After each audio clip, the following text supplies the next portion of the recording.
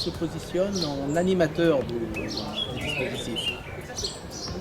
C'est-à-dire qu'il va définir les actions menées, mais le TCO n'a pas un rôle central. Le TCO, comme je vous disais, est un animateur, il va mettre en relation tous les acteurs concernés.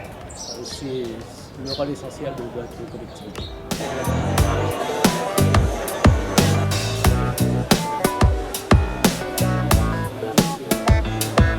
Tout d'abord, je tiens à vous remercier d'avoir répondu à notre invitation pour la restitution des travaux, des ateliers, des actions que nous avons pu mener ensemble pendant ces 2 dernières années sur la JML.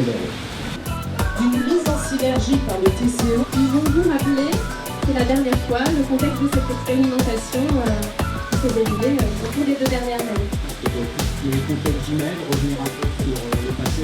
Alors l'objectif c'était vraiment la restitution des travaux menés dans le cadre de la JML en 2 ans là, et notamment prendre en compte tout ce qui était continuité, bassin versant, milieu marin, une prise de conscience par le plus grand nombre, et puis le volet aussi gouvernance. Donc, je pense que c'est une belle réussite aujourd'hui, et puis l'important, puisqu'il faut le dire que cette démarche sur 2 ans, il faut le voir sur le long terme, que TCO a décidé de poursuivre l'opération, donc ça c'est essentiel. Donc on sera présent à leur côté pour poursuivre l'aventure. Donc vous pouvez me dire un petit peu le bilan finalement de ces 2 années pour vous? Le bilan, déjà la mise en place d'outils, le lien avec les chercheurs, donc on a réussi quand même à fédérer les chercheurs autour de certaines thématiques, notamment la qualité de l'eau.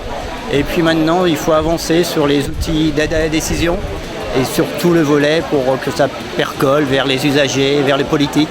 Il faut vraiment que les politiques s'emparent de cette démarche et qu'on puisse, dans le cadre des stratégies à mettre en place sur le territoire, tenir compte de la JML et de cette interface.